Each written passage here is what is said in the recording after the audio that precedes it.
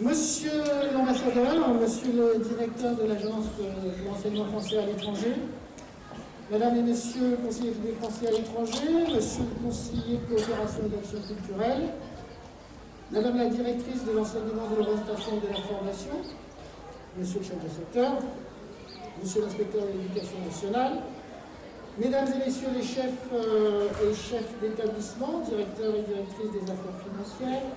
adjointes et adjoints, directeurs et directrices primaires, mesdames et messieurs les formateurs attachés à l'Institut régional de formation de la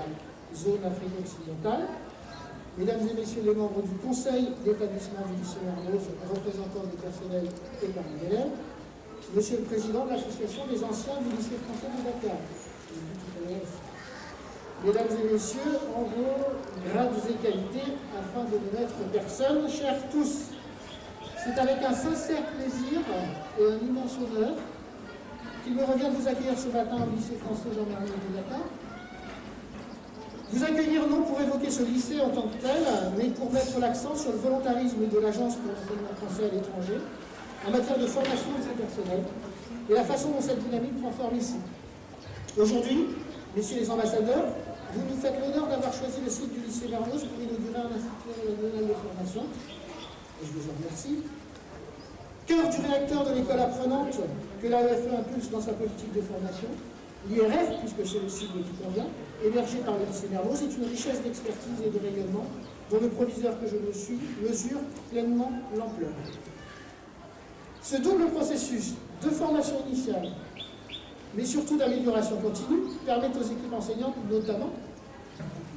de proposer la meilleure des prises en charge à chacun des élèves accueillis dans ce magnifique réseau.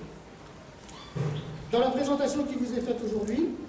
nous nous sommes centrés sur les locaux pleinement dédiés à l'IRF et à quelques outils ou modalités que nos experts formateurs promeuvent. Il est évident par ailleurs que cette IRF s'appuie largement sur de nombreuses autres ressources du lycée Mermoz. Pour ne citer que quelques exemples, les salles de TP de sciences, le plateau de web radio, le CDI ou les installations sportives peuvent être le théâtre des diverses formations. Cela me donne l'occasion de saluer le travail des formateurs experts attachés à cette IAF, que je remercie aussi au passage, qui, outre leur engagement sans faille, tout au long de l'année, ont fait ici preuve d'une grande créativité, sous la bienveillante impulsion de monsieur l'inspecteur,